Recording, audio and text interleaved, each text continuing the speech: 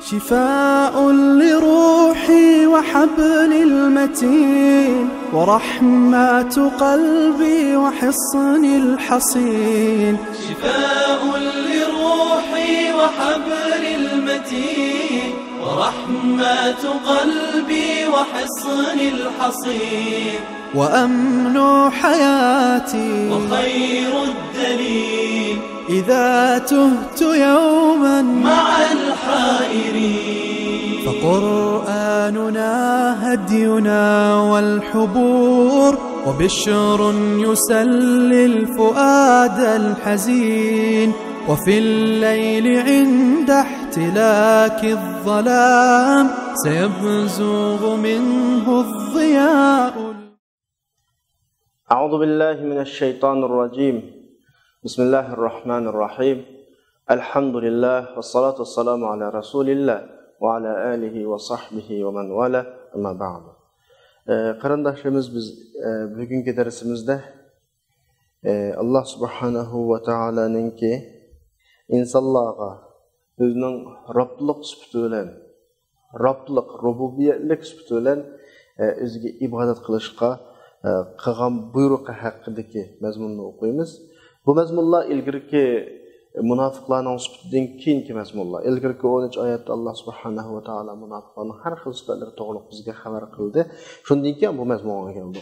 Allah subhanahu va taolo shu biz ketayotgan sura Baqaraninki 21-oyatida ya ayyuhan nasu ubudu robbakumul-lezî xalaqakum vel-lezîne min qablikum la'allakum tattaqun.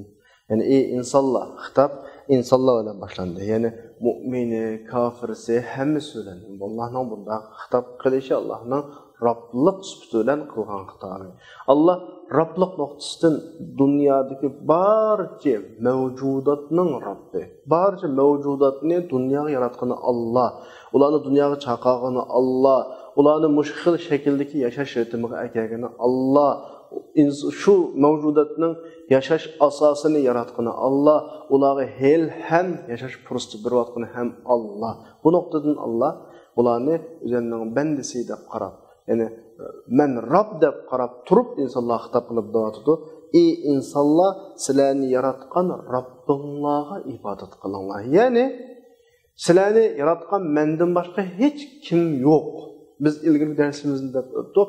Hech kim dunyoda men o'zim yaratdim yoki boshqalarni men yaratdim yoki bu dunyoni men yaratdim deb da'vo qilolmaydi. Mayli mu'min olsun, musulmon olsun, kafirsi olsun, yahudisi olsun, xristiyan olsun, majusisi olsun, hech kim men o'zim yaratdim yoki bu dunyoni yaratdim, men o'zimning butun ahvoliga o'zim ega deb da'vo qilolmaydi.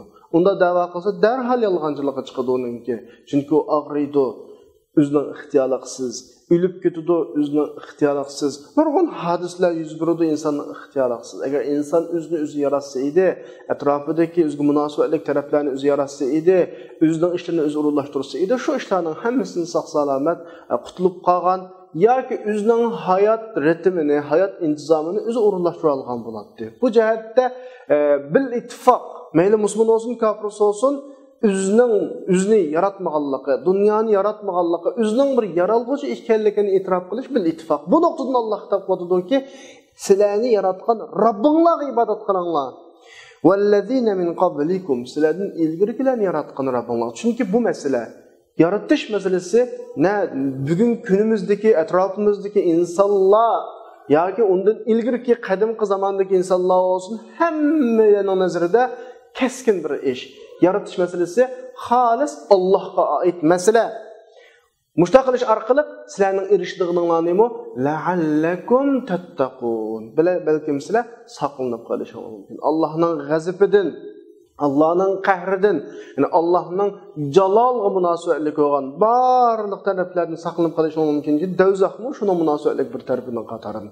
Allohning jalol sifatiningki bir ifodasi dozaq. Dozaqdan saqlanib qolishingiz mumkin. Oyatning ma'nosi bu hamda Abdurrahimahulloh oyatlarga qanday tushunish berdi biz qarab boqaylik. Abdur davotida Allah subhanahu va taolo bizga 13 oyatda munofiqlarning sifati haqida so'zlab, ularning tashqi sifatlarini bizga berib va ularning qalbida yuz beradigan ichki dunyosiga nurg'un misollarni keltirdi. Mu'minlar bularni tashqi ichki jihatda tunib olsin, bulardan diqqat qilsin, bularga xotirjam bo'lib qolmasin, bularga ishonch qilib qolmasin. Yusidan Alloh bizga buni yuqoridagi 13 oyatda tafsili so'zlagandan keyin endi bizga munofiqlar Allohga iloh sifatlan kafir olmadi. Iloh sifatlanlar kafir olmadi. Ya'ni bir ilohlik, rububiyatlik masalasi var. Rububiyatlikni azroq aqli odamning hech qanday inkor qilmaydi. Ammo munofiqlar shunchalik aqlni yo'qotganki, bular Allohni iloh sifatlan kafir inkor qilib itrof qilmay bunda qilmadi. Ya'ni munofiqlar Allohga iloh sifatlan Allah'a kafir olup Allah'ın bağlılığını inkar kıldı emas yoki. Biroq ularning kafir olduğunu Allah'ını Rabb sifatıyla mı kafir oldu? İlah sifatıyla mı kafir olmadı? İlah sifatıyla ve Rabb sifatıyla mı kafir oldu? Aqalli aql olib qalsa insan, aqalli aqli insan Allah'ını Rabb sifatıyla inkar qilmaydi. Tamam, ilah sifatıyla inkar qildiganlar var jamiyatda. Mesela ibadat qilmaydiganlar var, Allah'ın dini bo'yicha qilmaydiganlar var. Lekin shunda qilmagan taqdirdimi, Allohga ibadat qilmagan taqdirdimi, namoz o'qimagan taqdirdimi, Allohning ko'rsatgan yo'li bo'yicha mangmagan, hayot mezonini Allohning qonuni bo'yicha tangshilmagan insonlar bo'lmagan taqdirdimi, ammo o'zini bir Allohning yaratganligini, yaratquchining borlig'ini inkor qilmaydi. Ko'p insonlar aqli va insonlar, ammo munofiqlar mushuni ham inkor qildi. Ya'ni Allohni ham iloh sifati, ham Rob sifati bilan inkor qildi bular. Robning bizga bergan atasi shu Rob yaratgan bütün maxluqlarning hammasiga kepil. Mayli mu'min olsun, kafir olsun, hammasiga Allohning atasi tang taqsim qilinadiq. Chunki Alloh subhanahu va taolo mayli mu'min bo'lsin, kafir olsun, hammasini mavjudiyatga chaqirib bularni yaratgan Alloh. Mu'minni Alloh yaratdi, kafirni Alloh yaratdi. Shunga Alloh subhanahu va taolo mu'min kafir deb o'ttamay bularning rizqiga va hayotiga kafolatlik qildi. Buni dunyoda normal yashaydi inson. Chunki Alloh yaratdi ularni.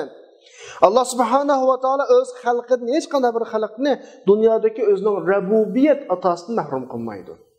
Ma'noqti kallamizini qo'yib kelsin, kafirmi Allohning ne'matiga erishadi, mu'minmi Allohning ne'matiga erishadi. Dunyoda chunki kafir bo'lsin, mu'min bo'lsin, ikkilisini Alloh yaratdi. Allohning Robb deydigan bir sifati bor. Quyosh mu'mingami chiqadi, kafirgami chiqadi. Yağmur la ilahe illallah degan kishigami tushadi, Allohning borlig'ini inkor qilgan kishigami tushadi. Havodan namoz o'qiydigan kishimi nafaslanadi, hayotida bir rakat namoz o'qib boqmagan, ruku qilib boqmagan odammi ham nafaslanadi. Tamoqni Allohni yaxshi ko'radigan odammi yeydi, Allohning ne'matlariga inkor qiladigan kofirmi yeydi? Demak, bunda bo'lishi, men yuqori biz tilga olgan so'zlarning hammasi rububiyat atala. Allah'ın rububiyet nimetleri, Rablık nimetleri, perverdigarlık nimeti, yaratkan zatının bu nimeti, özü yaratkan barca mahluklardan hemen özüsü geliyordu. Allah bu nimetlerini dünyadaki özünün bütün halkıya veriyordu. Ama uluhiyet nimeti fakat dünya ve ahireti müminlerine buludu. Uluhiyet, yani Allah'ını ilah deyip durup itiqat kılış. Bu ikisine oturdu, ne fark vardı sana? Rablık degan Allah'ın bizni yaratganligi, mush dunyoga kelganligi, ne'mat berganligi, dunyodagi normal turmushimizning hammasi Rablık ne'matlarining ifodalari.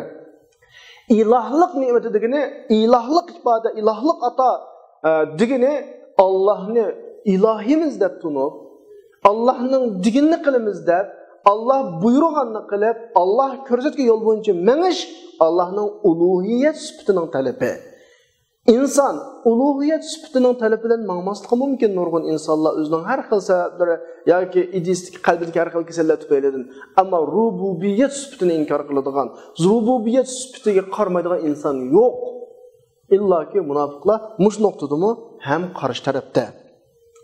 Allah subhanahu va taolo o'zining xalqining diqqatini rububiyat ne'matlarining Allah subhanahu va taolodan ularga bergan ne'matlarining ularning Allohga iymon aytib, Allohga ibodat qilishga yetarli ekanligiga diqqatini tortib o'tdi. Ey mu'minlar, ey insonlar, Sizni Allah yaratdı, dunyoga akeldi. Ondan keyin dunyoga akab bo'lgandan keyin dunyoda yashash asosini mishali sizlarga hozirlab berdi. Siz yashay olasizlar ma dunyoda Allohning ne'mati bilan. Onun tutun Allah'a ibadet kılınlar deb özünün rububiyet süpti, rububiyet atası, rububiyet nimetinin ki ibadet kılış, iman etişke yeterlik ekanligini bendilerge, yani halkıga qana qıvatıdı, depirvatıdı, halkının diqqatini şu tarafga qaratıvatıdı.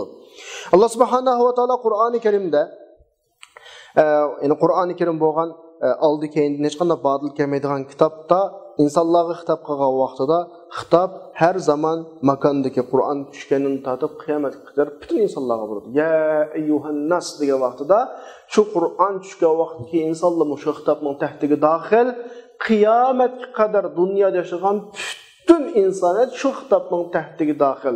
Shu vaqtda, shu anda dunyoda yashayotgan, mayli Yevropada, Osiyada, Afrikada yashayotgan butun insoniyat biz bugun o'qigan ya ayyuhan nas degan xitobning tahtiga daxil. Biz bu xitobni yetkazishga mukallaf. Biz butun dunyo xalqiga Allohning ya ayyuhan nas degan da'vatini, mushu xitobini yetkazishimiz kerak. Allah subhanahu va taolaninki yüksek derecedeki iman meselesiga xos xitoblari, Allah subhanahu wa ta'ala'nın hitapları yüksek derecedeki iman meselesiga xosdir. Bu del şirk olmagan bir ilahqa boysunuş meselesi. Allah subhanahu wa ta'ala'nın ki "Ellezî halakakum vellezîne min qablikum" degan so'zi mush oyatda insonlar sizlarni va sizlardan ilgirkilarni yaratgan deb bir iborat va sizlarni yaratgan va sizlardan ilgirkilarni yaratgan bir iborat va mushning ma'nosi yani ibadetning taqozosi nima uchun, ibodatni nima uchun qilasizlar desa, Allohning butun insoniyatning yaratquchisi bo'lganligi. Buning o'zi ibodatning talabi, ibodatni taqozo qiladigan bir narsa. Yaratilish masalasida biz yuqori degandek shubhi yo'q. Yaratilish masalasi kesin Allohga oid masala. Mayli Allohga ishonganlarning nazarida, ishonmaganlarning nazarida yaratish masalasi hal qilinib bo'lgan masala. Unda hech kim da'vo qilmaydi. Ya'ni hech kim özünü özü yarattı, ya ki bu kainat yarattı, hiç kim dava kılanmaydı. Belki Allah Hak Subhanahu wa Ta'ala hatta bizden mevcudiyetimizdeki bir vasıta sebepki ihtiram kılışımızın talep kuvvetıdır. Mesela bizni dünyaya kelgen Allah. Sebep boğuna ata-anamız. Yaratış halis Allah'a ait olsun mu? Allah bizden yana, Allah'ın rahmeti yüzünden ben yarattım, buldum. Bana bir medet kılsan buldu atanın olgan bilen yaratquchisi men demasdan ata-onaga ehtirom qildi. Dadulan ana insonning mavjud bo'lishining sababi, ammo yaratquchi Allah bu nuqta ini qo'ysin, Allah yana bizdan shu sabab nuqtasidagi sabab bo'lgan insonlarga ehtirom qilishimizni talab qilib, davatudiki va qada robbuka alla ta'budu illa iyyah va bil validayni ihsana. Ata-onaga yaxshilik qil. İmma yablughanna indakel kibara ahaduhuma aw kilahuma. Mayli qaysi ikkilisi yoki ikkisining birisi yashinib qolgan vaqtida fala taqul lahuma uffin. Voy bo'ldi qila, voy isat yoki of deganda gaplarni qilma ota-onangga.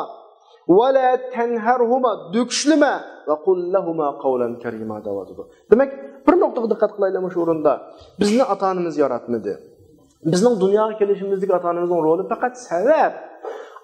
Bizning dunyoga kelishimizdagi roli faqat sabab bo'lgan ota-onamizga mushunchalik darajada ehtirom qilishni, ularga bir ovoz ko'tarib gap qilishni cheklagan Allah, ehtirom qilishni bizni talab qilgan Allah, ularga ovoz ko'tarib gap qilishni cheklagan Allah, waqfad lahuma janaha zull, ularning oldida qattiq adab bilan turishimizni talab qilgan Allah bizning yaratquchimizga qarata qanday muomala qilishimizni istar.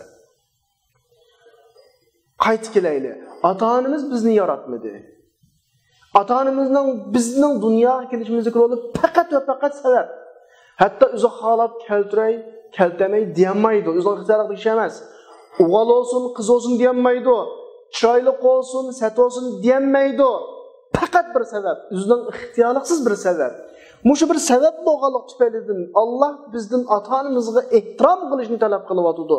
Ovozimizni ko'tarmaslikni talab qilyapti. Yaxshilik qilishni talab qilyapti. Bir sebep bo'lgan insonlarga shunchalik qilishimizni talab qilgan yerda haqiqiy xoliqimiz bo'lgan.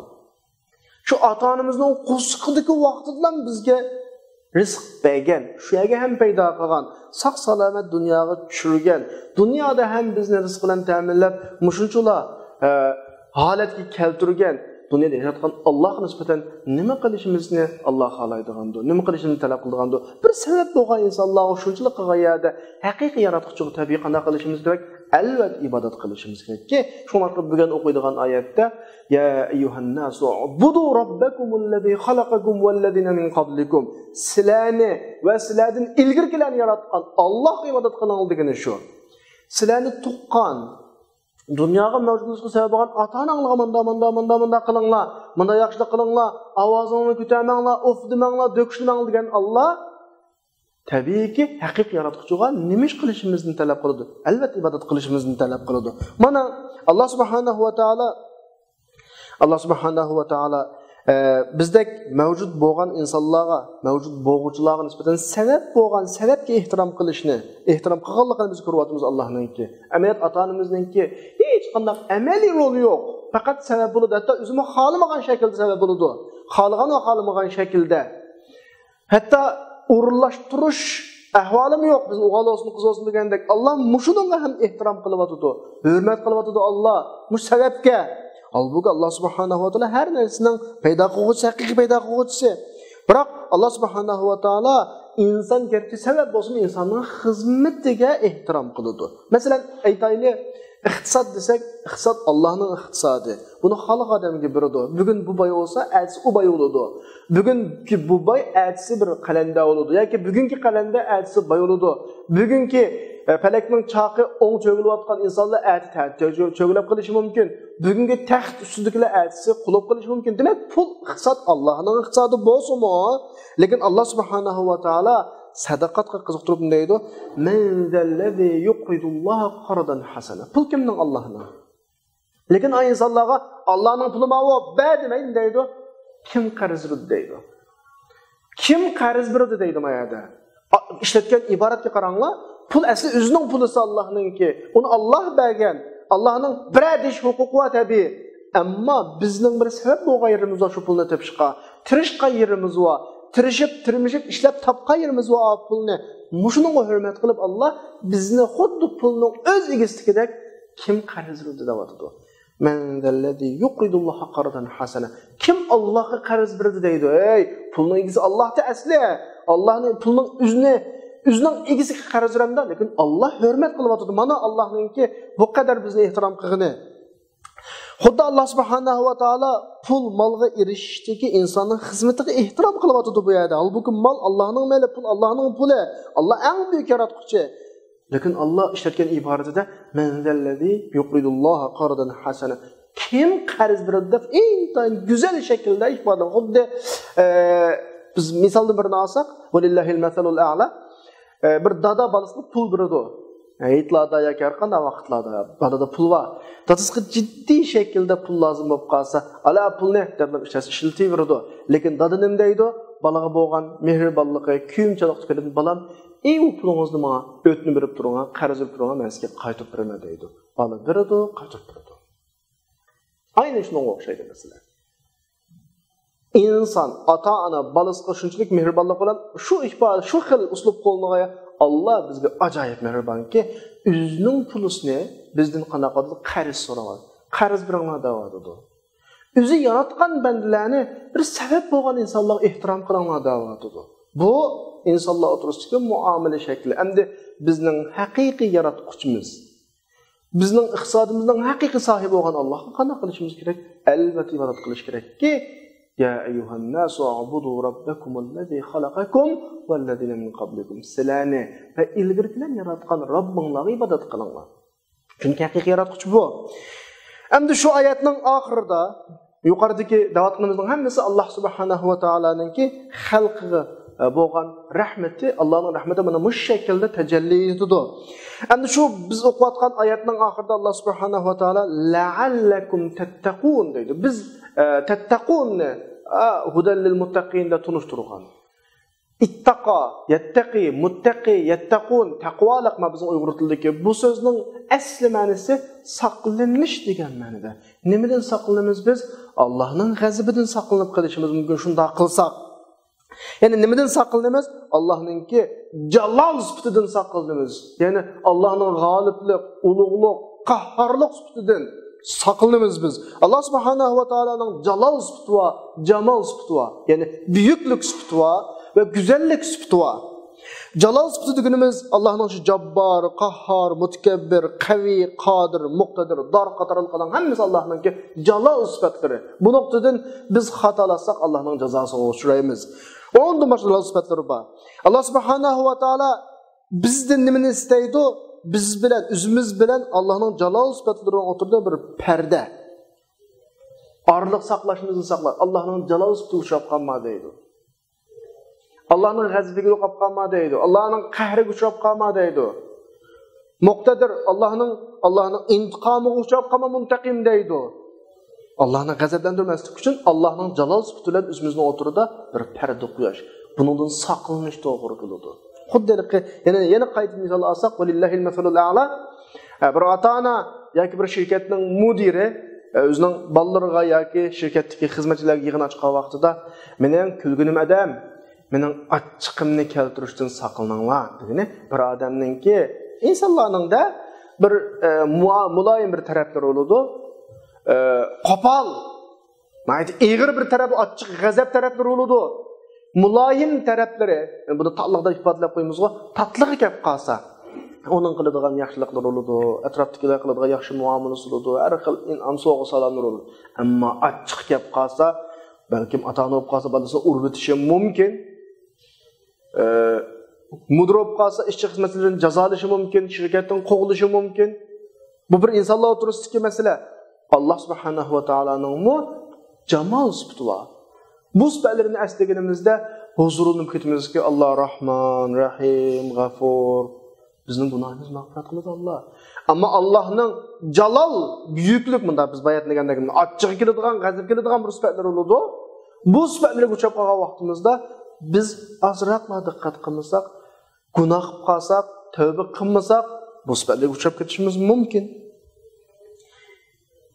Agar biz la'allakum tattaqun o'zimiz bilan Allohning shu jalol sifatining, ya'ni teximiz og'irlashtirgan vaqtimizda, yerliklashtirgan vaqtimizda Allohning achchig'i bilan o'zimizni o'tirgan parda qo'ymaganimizda, o'zimizni orliq saqlamaganimizda, Allohning g'azabidan saqlanmaganimizda Allah o'zining jalol sifatining munosabatlik taraflari bilan bizga muomala qilib qilishi mumkin. Allohning jalol sifatining munosabat tarafi qaysi? Eng yuqorisi davzax yani. Va Allohning jalol sifatining munosabatlik tarafi Allah jalol sifati o'g'achqa, jalol sifatlarining taqozosi bilan davzaxni yaratgan. Allohning qahriga uchraymiz, g'azabiga uchraymiz, davzax bilan jazolanamiz. Biz Allohning jamol sifatlarini tutishimiz kerak. Rahim, Vadud, G'affar, Tawwab, Rahman, Rahim degandek. Agar biz jamol sifatlaridan Allohning mag'firat qilguvchi, mehr shafqat qilguvchi, kuyunguchi, ayog'uchi degandek sifatlarini tuta olsak, uni tutqazna olsak, haliqi jalol sifatlaridan o'zimizni saqlab qola olsak, la'allakum tattaqun degandek. Bizga Allohning qo'shini bo'lgan, Allohning qo'shinlarining birisi bo'lgan davzaxdan qutlub qilish shu vaqtida bo'ladi. Davzax Allohning jalol sifatlarining munosabat tarafidan birisi. Chuqum arada saqlashimiz kerak bu taraflardan. Chuqumimiz Alloh subhanahu va taolo xitob qilgan vaqtida Qur'onda ba'zi yerda ya ayyuhallazina amanu deb xitob qiladi. Ba'zi yerda ya ayyuhannas deb xitob qiladi. Biz ya ayyuhannas degan vaqtida Allah'ın her insanla hitap qilganligiga diqqat qilishimiz kerak.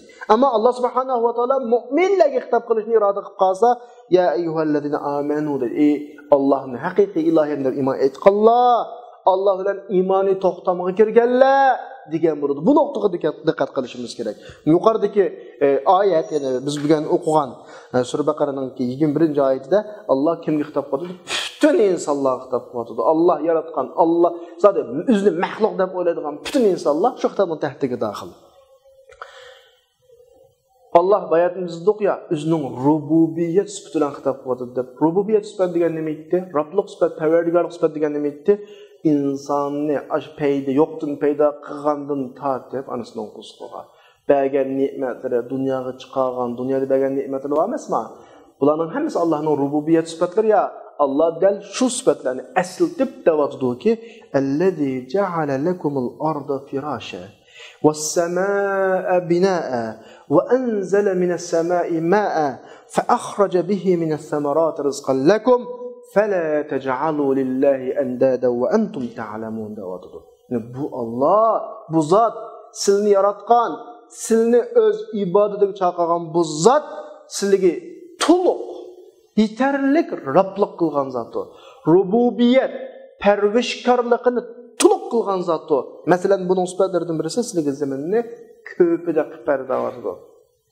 Zemin evvel zamanda ve bugünkü zamanda ve ahirki zamangacha yaşayışımızga en tayinli qulaylıqlaştırılgan. Böyle köpe diye ibaretin işletişi bizning en rahatlanadigan joyimiz köpü ya. Zemin insan yaşayaladigan en muvafiq joy. Başka yerden her o'rin izlab kelsin başqalar yoki Marslardan yoki boshqa planetlardan o'rin izlab kelsin, zemin insonga eng rohatlik joy. Bu Qur'oni Karimning hukmi. Allazi ja'ala lakumul arda firasha. İlgirgi zamanlarda shu, hatto bugünkidek taraqqiyot olmagan, insonlar huzur halovat yaşamaydigan, aş qumliqda yaşaydigan, taşliqda yaşaydigan, o'rmonliqda yaşaydigan vaqtimi o'z davriga loyiq ravishda inson yashashga eng tayinli qulaylik shakllashtirilgan bu zemin. وَالسَّمَاءَ بِنَاءَ Asmanni üstünlerde müstehkem bir bina kıldı. Bizni her xil afetlerden saklaydıgan, mesela dünya taş planetlerden keladigan, her xil taşlar mesela, parça taşlar deyimiz, her xil keladigan narsalar var. Buni havo qatlimi, asman qatlimi orqali bizni shu orqali qo'g'dab turadi. Bir to'ruksiz bizga tushib ketmaydigan, bizni besib olmaydigan yoki bizni tashqi ziyon zahmatga uchuqlashtirmaydigan, bizni saqlab turadigan bir bino, mustahkam bino qilib berdi osmonni. Va anzala minas samai ma'a, ya'ni osmondan suvni tushadi degani bizning hayotlik asosimizni osmondan tushirib berdi. Shu suv bilan mevjudlardan, yemakliklardan sizlarga rizq qilib berdi. Unda bo'lgandan keyin Allah sizlarning haqiqiy Rabbinglar bo'lgandan keyin zodi bulayotgan ishlarni, yuqorida deyilayotgan gap so'zlarni, ko'zinglar bilan ko'rayotgan atrofinglardagi umumiy holatlarni men yaratdim, men qildim demagan ekansizlar. Dunyoda hech kim o'tirga Allohdan boshqa men qildim deb chiqmagan ekan, tabiiyki Alloh buning egisi, buning yaratuvchisi. Alloh sizlarning Rabbinglar unda olgan degan Allohga sizlar shirik keltirmanglar. Fala taj'alu lillahi andada. Nimda bütün ishlarni Alloh yaratib bersa, sizlarni Alloh yaratsa, sizlarga mushu nozimatlarni Alloh bergan bo'lsa, nimda shirik keltirishlar uningga va antum ta'lamun. Sizlar ko'nglingizni tegida bilisizlar uni. O'zinglar hozir iymon etmagan yoki Allohni yo'q deb turganda qilgan bilan amaliyotda mushishlarning hammasiniki, mushunchalar insonning yaratilishi, insonning ko'ngil bilinishi, insonning zaminda o'rnashtirilishi, insonning hayot asosining zaminda qo'yilishining Alloh tarafidan ekanligini, bir iloh tarafidan ekanligini sizlar bilasizlar. Bilib turib unda qilmanglar deyapti.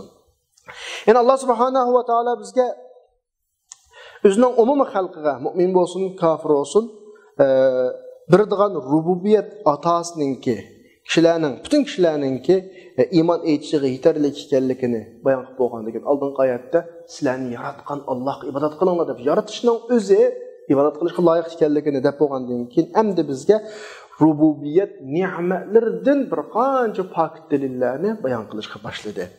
Va bizni deydi, shu ne'matlarga diqqatimizni qaratadi Alloh. Qaranglar, ma ne'matlarni Alloh sizlarga berdi deb. Balkim mushu oyatni o'qiyotgan vaqtda iymon etmagan odam mushu oyatni o'qish, mushu ne'matlarga nazar tashlash orqali qalbiga iymon kirib qolishi mumkin. Shunga Alloh subhanahu va taolo bizni zaminning yaratilishga beshidlam allazi xalaq ja'ala lakumul arda firasha, zaminni sizlarga shunday qulay qilib yashashga intayin munosib shaklda köpüge o'xshash, xuddi uxlagan odamga ko'p rohat bag'ishlaydi ya, shunga o'xshash qilib berdi deb mayadin boshildi gapni. Bilimiz zamin kishilar yashaydigan bir o'rin. Hech kim ziminni yaratdi, paydo qilganligini da'vo qilmaydi. Hech kim men yaratdim, men paydo qildim demaydi. Demak, xulosa qilsak, ziminning o'zi bununga diqqat qilishga alohida bir aqliy tirishchilikka ehtiyoj qolmaydigan. Buni shu kalla ishlatishga kerak emas.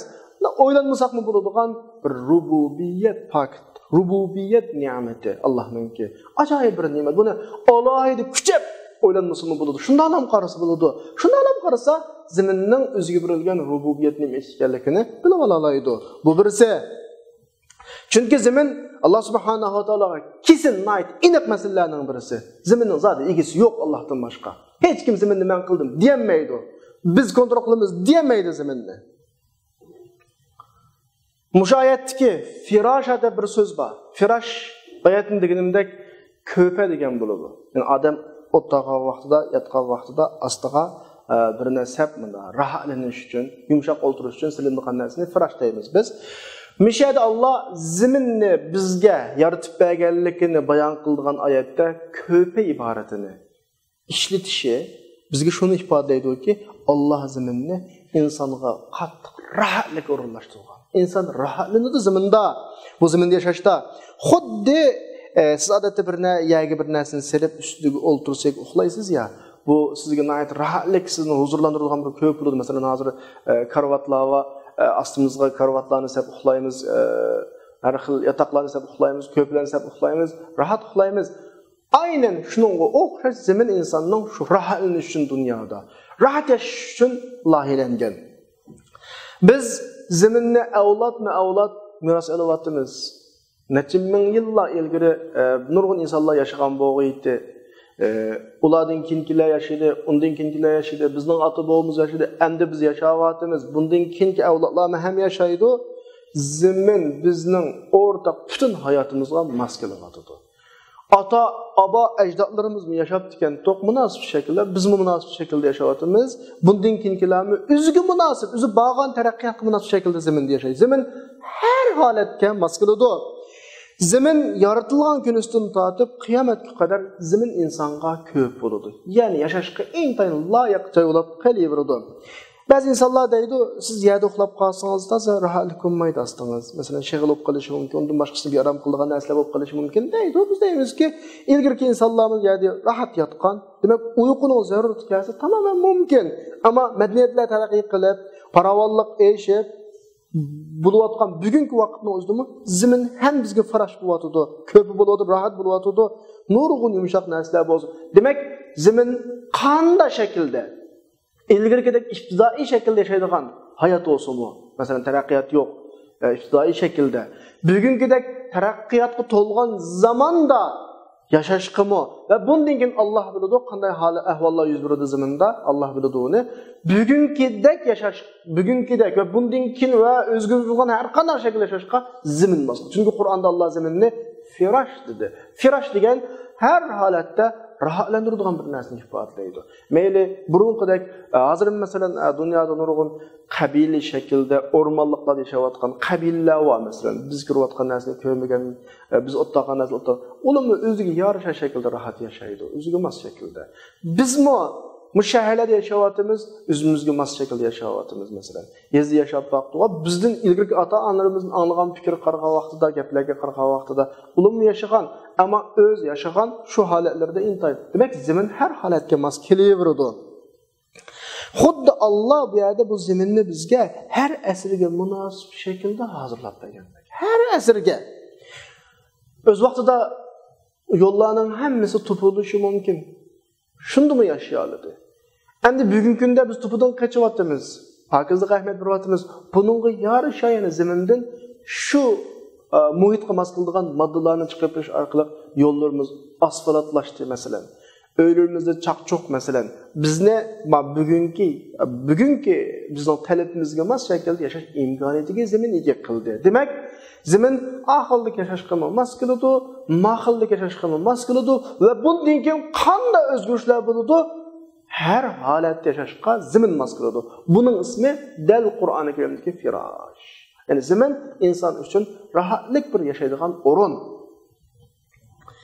Her əsr turmuşda paravallaşqan, məsələn, mədəniyyətlə tərəqqi qilsə, Allah subhanahu wa taala fən texniklərdən zəminni tərəqqi qıldırıb üzüge rahatla qıladigan bir halalarni açıb berdi. Ben bayağıdan dedim ya, bugünkü zamanımızda biz pakizlik ve başka sebepler tüpeylerden her xil ihtiyacımız düştü. Her xil ihtiyacımızı qamdiyalıdıq zimindən. Çaqçuqlarını yasıyalıdıq, şu arqılıq astımızga bekitdik. Pol taxtalarını bekitdik, mesela onunla ihtiyacımız düşse. Yollarda asfalt yollarını yasıdık. Onunla zimin demek qanda hazırlandığı şekilde yasaldı zimin. Hazırlandı sana. Mana bunun özü "Vellezî ceale lekumul arda firâşa." Firaş deganlik zimin zadi sana nima rahatlansan, qanday shaklda loyihalanib yashashni xohlasan, yashag'ili bo'ladigan holatga keltirildi. Mangdigan yo'llarga tosh tizib mangamsa, yoki tup yo'lda mangamsa, asfalt yo'lda mangamsa, sement yo'lda mangamsa, chaqchuq basib mangamsa, hammasiga loyiq shaklda ziminda ilmlar qoldirildi, ziminda turlar qoldirildi. Sen shundan foydalanib xohlagan shaklda yashay olaysan. Mana buning ismi "Vellezî ceale lekumul arda firâşa." Allah subhanahu wa taala zimin haqqida yana bir oyatindaglik Sura Zuhruf'ninki 10. oyatida aynı şekilde "Ceale lekumul arda mehda." Ziminni sizlarga büyük qildi depemdi. Meyada firaş devatıdı, meyada büyük devatıdı.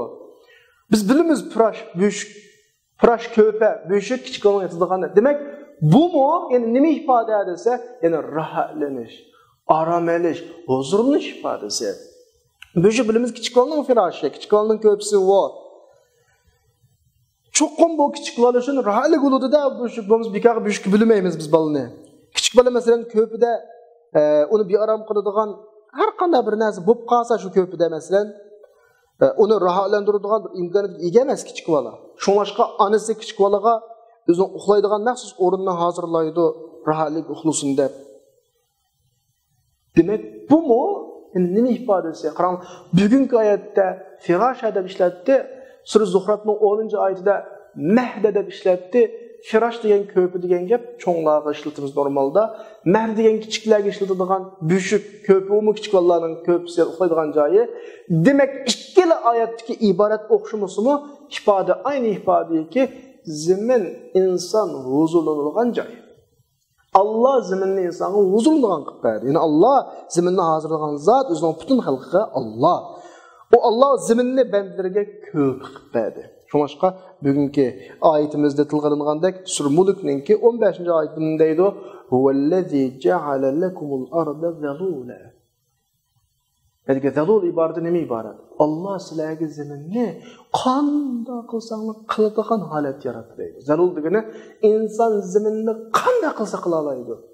İnsanın nimaga ehtiyoji bo'lsa ishlata oladi. İnson qanday yashamoqchi bo'lsa ziminda qanday yashay oladi. Shu xil shaklda. Mayt nurg'un misollarni olib berdim. Ko'z oldimizda misollar. Bu oyatning shunda davotu diyana. Famshu fi manakibihi va kulu min rizqi. Sura Mulk ham o'ylab bilib Sura Tabarakda. Huvallazi ja'ala lakumul arda zalula. Zalul degani zimin qanday qilsang bo'ladigan yer demakchi. Ziminni qanday shaklga keltirib yashayman desang yashay olaysan demakchi o'ylanda. Bunda deganlikning ma'nosi Allah subhanahu va taolo bu ziminni insonga itoat qiladigan, inson ehtiyojli narsaning hammani beralaydigan hozirlab berdi degan gap. Buning o'zi cho'ng bir roblik emasmi? Rububiyat emasmi? Parvardigorlik emasmi bu? Allah subhanahu va taolo osmonga kelib, endi ziminning masalasini deb bo'lganligi, insonga berilgan zimin ne'matini deb bo'lganligi, osmon masalasiga kelib deyotdi. Was-samaa binaa, osmonni bir imorat qilib, bino qilib, mustahkam qilib berdi deyotdi. Bina degani bizning uyg'ur tilida bor, bino deymiz-ku, ma bino, a bino, mustahkam qurilishni bino deymiz. Ya'ni binoning ma'nosi matana, tamas, mustahkam binoni bino deymiz. Ya'ni ustingizdagi osmon, biz onu kötürüp turvatkan, bizden üstümüzge düşmezlik, hiç neresini göremeyiz. Hiç neresi yok, törük yok demek. Ama o nayeti mustahkem, çın bir torus. Osman hakkında Allah yeni bir ayette davatıdı. Ve yumsikus semâe en taqa alal ard. Allah osmanını zaman uçup geçişten saklap kalıp deydi. Osman zamanga tushib ketmaydi, zaminni qo'g'dab turadi. Yana bir oyatda Sura Anbiyaning 32-oyatida "Va ja'alna as-samaa saqfan mahfuza", nayt ishonchlik bir to'rus qildik osmonni deydi. Torus, öyünün torusu. Üstüngülam qarasak buludu ya. Öyünün ögüsü dep qoymiz. Asman ziminga nisbeten bir torusga o'xshash qo'g'dab turadi. Biz osmonning ostida yashayapmiz. Demak, yuqoridagi oyatlarning hammasining maqsadi nima desanglar, bizning mushu ziminda yashayotgan vaqtimizda osmon üstümüzge tushib ketami deb endişe qilmaslik. Chunki Alloh subhanahu va taolo saqlaydi uni. Bizni xotirjam qilish. Xudo qarasak üstümüz turuksiz, boshqa bir narsalar bor üstümüzde. Har xil desam, tushib ketami? Yo'q, Alloh bizni saqlaydi. Xotirjam bo'l. Zimin shunchalik rohatlik bo'lgandek, osmon seni shunchalik rohatligini qo'g'daydi. Alloh mashta qilib berdi buni demak. Alloh o'zining ne'matlarini da'vat ya bizga. Ziminni sana rohatlik qilib berdi, osmonni sana mustahkam qilib berdi. Xotirjam bo'l, sana xim xatar kelmaydi demakchi. Ilm-fan taraqqiy qilib, havo bo'shligida nurg'ulg'an tosh parchalarininki uchib yuradiganligi, buning ziminga necha yuz ming parchaning tushib turadiganligi, ammo bu tushayotgan bu tosh parchalarininki o'sha osmon qatlamidan kuyib ziminga asosan insonga zararli bo'lgan shaklda tushmaydiganligini ilm-fan oshkorladi. Shuning o'zilam oyatlar chiqayotgan mazmunlar shu yana. Was-sama va ja'alna sama saqfan mahfuza. Aytdi, ishonchlik bir to'rus qilib berdiki, bizni qim qadarlarni saqlaydi.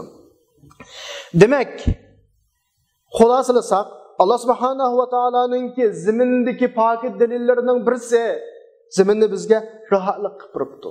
Firosh qilib turibdi yana. İnsanның hayotiga rohatlik hozir qilib turibdi. Alloh osmonni o'z qudrati bilan saqlab mustahkam qilibdi. Osmon o'z joyida mustahkam turadi ekan. Zimin aholisiga tahdid solmaydi ekan osmon. Ularni bearam qilmaydi ekan, yana ushtiga tushib ketaman deb. Yana bir oyatmi bor ya? Bularni Alloh bizga eslatadi bu oyatda.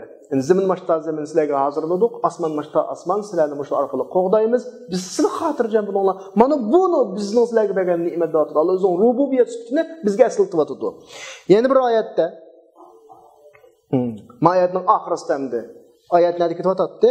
Allazi ja'ala lakumul arda was-sam firasha was-sama binaa deb bo'lib, osmon bilan ziminni bizga hazırlab berdi ya. Zimin yaşashimiz uchun, osmonni xotirjam bo'lishimiz uchun. Ham buning ichida bunda tashlab qo'ysa yashay biz.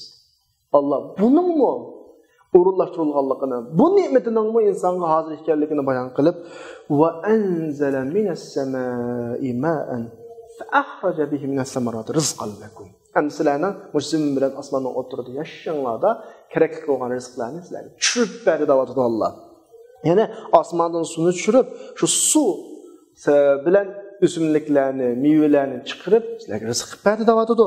Alloh subhanahu va taolo bu yerdagi demakchi o'g'ni xuddi ziminda hayotlikning mavjudlik vositalarini qo'ydi demakchi. Seni ziminga akilib yashada tashlab qo'ysam yashamaysan demakchi Alloh. Sening yashash vositalarini men berdim demakchi. Ya'ni insonni ziminda onun hayat davam vasıtlarını hazırlamasını taşlap koymadı. Ha bo'ldi sana ziminni yaratib berdim, osmonni yaratib berdim, ikkisini o'tirib xotirjam yashayverdim dedi. Chunki yashamaymiz biz. Bizning yashash vositlarimizni bilish kerak. Chunki u Rob bizni yaratdi valloh. Allohning rububiyat sifati mana bu. Yomg'ir osmondan tushadi. Osmon odatda buni tushuntirmasam bo'ladi. Sizning yuqori sizni o'z soyasi ostiga, o'zingiz ostiga olib turgan har narsa osmon bo'ladi. Bizning ustimizga har narsa. Mushaydin yomg'ir tushadi, ziroatlar unidi, mevchular unidi. Mana bu bizga bergan rizq. Ama insonlar rizq masalasida ixtiloflashadi. Rizq degan nima desa, topadigan pul rizq deydi. Ya, rizq degan manfaatlanadigan narsaning hammasi rizq. Insonda bo'lgan butun imkoniyatlarning hammasi rizq. Shuning uchun biz oldingi oyatlarda va mimma razaqnahum yunfiqun inson o'ziga berilgan butun imkoniyatdan sarf qilib dedi. O pullar emas o. Qanaqdir siz erishadigan narsalar emas o. Siz nihoyat zo'r pul mol tepshingiz mumkin, lekin uni xarjlamaysiz, foydalanmaysiz. Bu sizning rizqingiz emas. Bu sizning g'ayringizning rizqi bo'ladi. Siz faqat uni bir muhofaza tutib saqlab qo'ygan bo'lasiz. Bir pul, bir tiyinni xarjlamaysiz. O'z sohibiga yetkazasiz oxirisida. Rizq ko'pincha kishilarning nazarida pul mol. Payg'ambar alayhisalom deydi, Ibn Adam balları voy pulum, voy melim deydi. Hey Ibn Adam, sening erishdig'ining yeb tugatganing, kiyib ko'natqining kiyimni kechakdan yoki sadaqat qilib o'tkazganing. Mana bu sana tava. Undan boshqa sana tava emas deydi. Rizq sen to'plagan mol emas, balki sen sarf qila olganing rizq.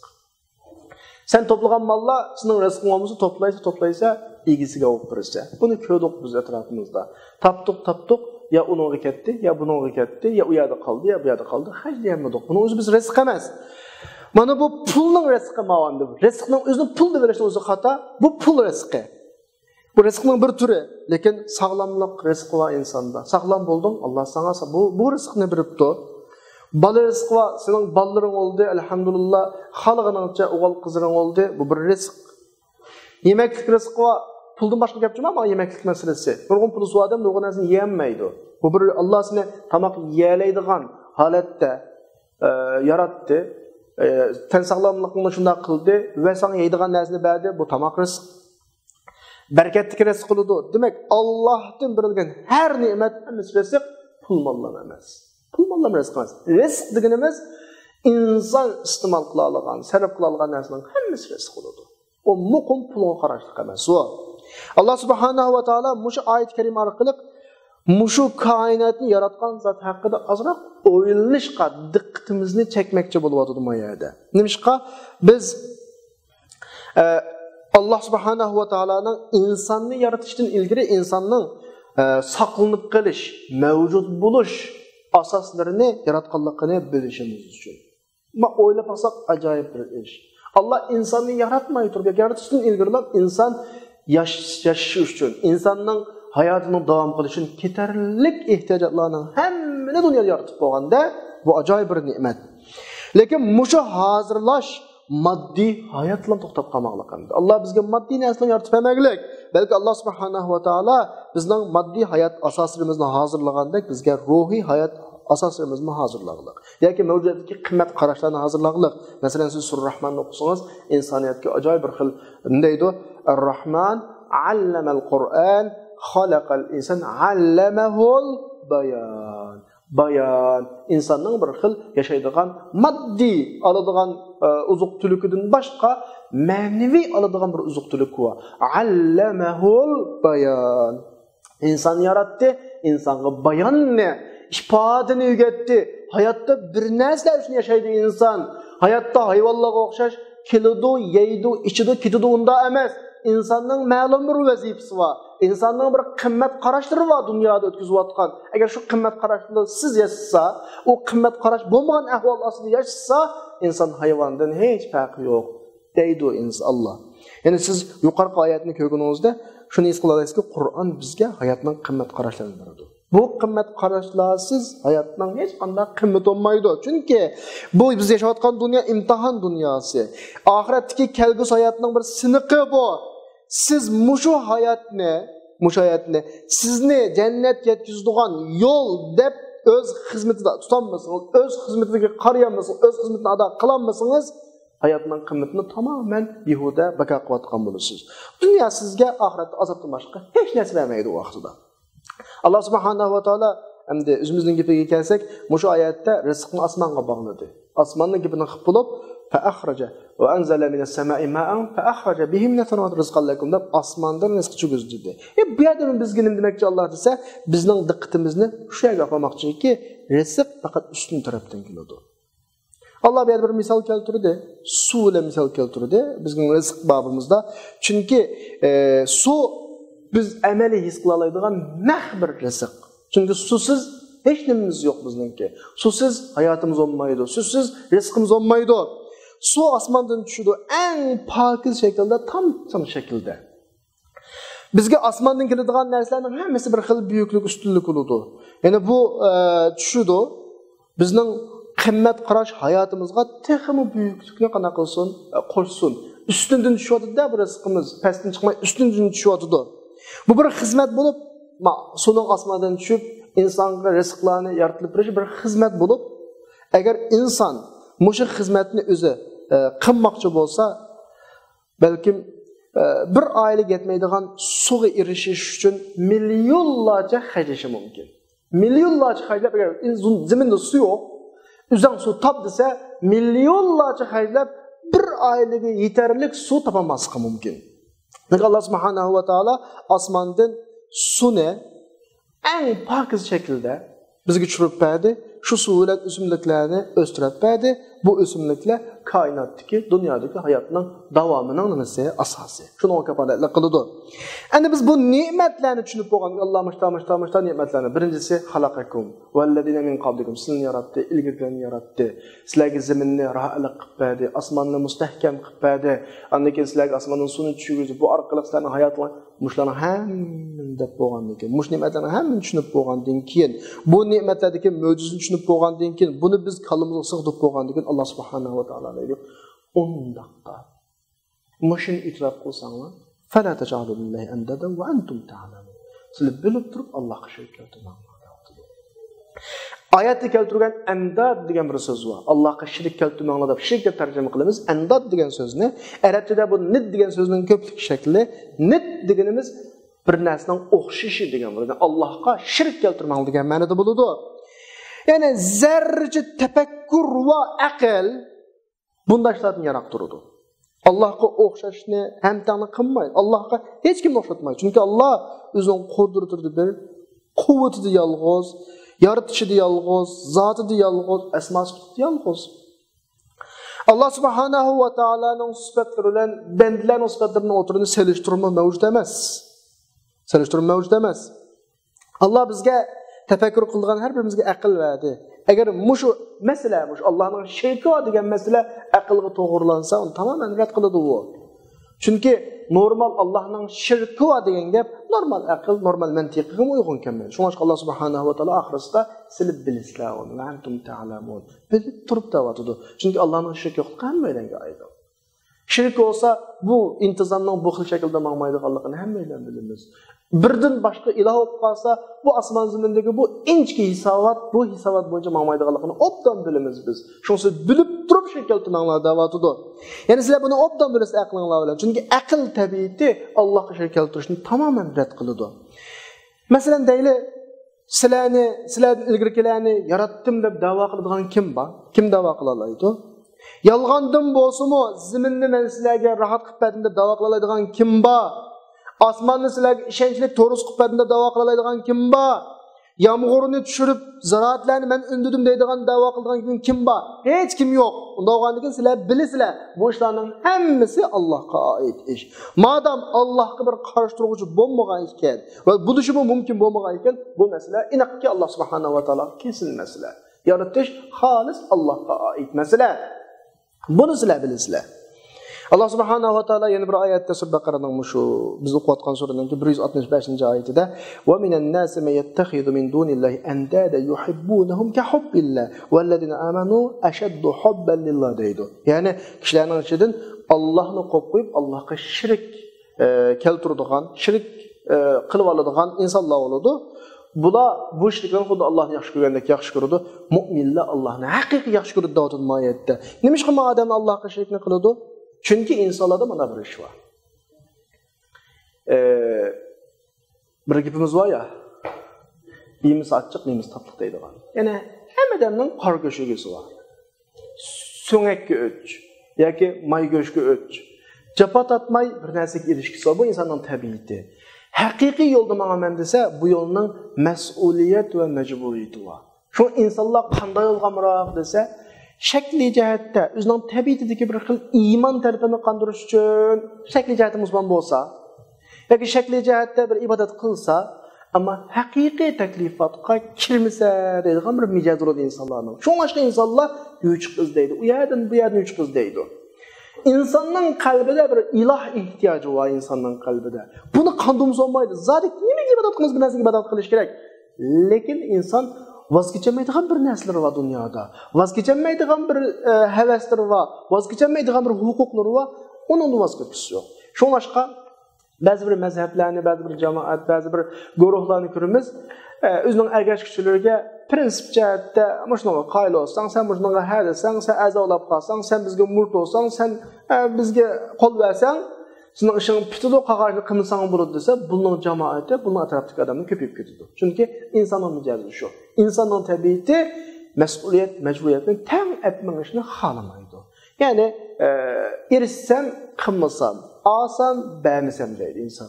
Anda olgandan keyin nima uchun bu insonlar Allohga shirk keltirdi degan vaqtida, chunki insonlar yo'lsiz, manhajsiz dinni istaydi. Dinga kirsa bo'ladi, Allohga ibodat qilsa bo'ladi, ammo ana jafosi yo'q. Bunda narsa istaydi. Bular Allah ular yaratgan iymon tabiatini rozi qilishni istaydi. Ammo shu vaqtning o'zida iymon aytib qo'yib, o'zining shahvatlariga havasini agishni istaydi. Bular bu haqda o'ylangan vaqtida buning eng yaxshi yo'liniki manhajsiz iloh tanlash ekanligini bayqaydi bular. Deblikinde adamni arq ichma demaydigan, zina qilma demaydigan, o'g'irlik qilma demaydigan bir iloh ostida mushuni istaydi bular. Yani ular hech narsa talab qilmaydigan. Shuningga har ozg'un da'vatning hammasininki Alloh harom qilgan narsalarni muboh qilganligini. Bunu görürsünüz. İnsanni iman taklifatlarının hammasini tushirib, mesela namoz, zakat, jihadni tushirib, sen musulmon bo'lsang bo'ldi deb bunda qiladiganligini ko'raveradi. Shuni demak, masala bu yerda asli insonning tabiatidagi masala. İnsanning tabiati jafo tatqusi yo'q. Ammo musulmon bo'lsa jafo tatqusi yo'q. Shunga bunda bo'ladi insonlar. Shunga an shirk keltirib, bu yo'lga chiqib qolgisi keladi. Ammo iymon aytganlar bular shuni aniq biladiki, Alloh subhanahu va taolo o'zining yo'lini, manhajini insonning manfaati uchun qo'ydi. Allah bizning namozimizdan foydalanmaydi, zakotimizdan foydalanmaydi, iymon yo'lidan hech narsa foydalanmaydi. Lekin biz Allohning rahmatidan foydalanganlar biz, Allohning ne'matidan foydalanganlar biz, oxiratda Allohning jannatidan foydalanganlar biz. Buni mu'minlar obdan biladi. Ya'ni mu'minlar shuni aniq biladiki, shuni aniq bilgan bo'lg'achqan Allohni haqiqiy yaxshi ko'radi. Ammo kofirlar bular shuncha da'vosi bo'lsa-mu, ama resmi qiyinchilik vaqti kelgan vaqtda, eng shirk keltirdiganlarni, eng mushriklarni, eng qiyin vaqtlar kelgan vaqtda Allohga iltijo qiladi shu vaqtlar. Ya'ni Allohni eng yolg'iz panoga, yolg'iz iltijogoh deb Allohga iltijo. Masalan, nurg'un misollarni oldik buningga. Eng qiyinchilik qolgan vaqtida, yamaya kelgan vaqtda o'zi keltirayotgan shirklarni hammasini unutib Alloh qilam qaraydi. Shunga Qur'oni Karimda Alloh deydi: "Va iza massal insana durru da'ana li janbihi qa'idan aw qa'iman." İnsonga zarar yetsa, bizga duo qiladi har holatlarda, o'ltirgan, qo'pqan yotgan holatlarda. Shunda aytsak, xuddi ishim bo'lmagandek bizga duo qilmay ket. Bu Qur'on dilib bo'ldi. Insonning mijozi shu. Nima uchun shu qiyinchilik vaqtlarda haliqi shirklarni chaqamaydi inson? Eng xatarda qolib qolgan vaqtlarda haliqi Allohning shirki deb e'tiqod qilayotgan haliqi shirklarga, haliqi butlarga, yana bir narsalarga iltijo qilmaydi inson, chunki inson eng qiyinchilik vaqtida o'zini oldig'isi yo'q. Madem o'zining aqli bilan shuni biladiki, Allohning shirki bo'lishning mumkin emasligini biladi bular. Lekin buni dunyoviy maqsad g'arazlar uchun qilgan, xatar kelgan vaqtda Allohga iltijo qiladi, chunki u aniq biladiki, zararni ochadiganini, bu ziyon ochadiganini Alloh. Uni boshqa ocholmaydi. Masalan, Hallaqus sihhada bir insonlar bo'ladi, alaqi burunq ko'n zamonning gapi. Ya'ni alaqi ko'chi doktor deymiz endi. Burunq zamonlarda ko'chi doktorlari bor ekan, satrashlikni birga qiladigan, doktorlikni birga qiladigan. Bunun ichida saxtipazlar var, rastçılar var, haqiqiy doktorlar var. Yani kishilarni ko'z buyamchilik qilib, aldamchilik, saxtipazlik qilib davolaydigan mana ko'chi doktorlari o'g'li og'rib qolgan vaqtidan o'zi davolamay doktorning qishqa yuguraydi. Nimishqa? Chunki kishilarni aldayotganligini o'zi biladi. Ham o'zini oldig'isi kelmaydi. O'zining balasi kelgan vaqtda darhol haqning qishqa boradi. Asma'ida bir shoirning birisi va Kabe'ning qishda turib bir Arabiyning bunaqda duo qilayotganligini anglagan. Ey Rob, sen bilirsen, ben sana asilik kılgan. Senin üstümdeki hakkın benim dua kılmaslıkım sana. Çünkü ben asi. Lekin ben bilime, senden başka ilah yok.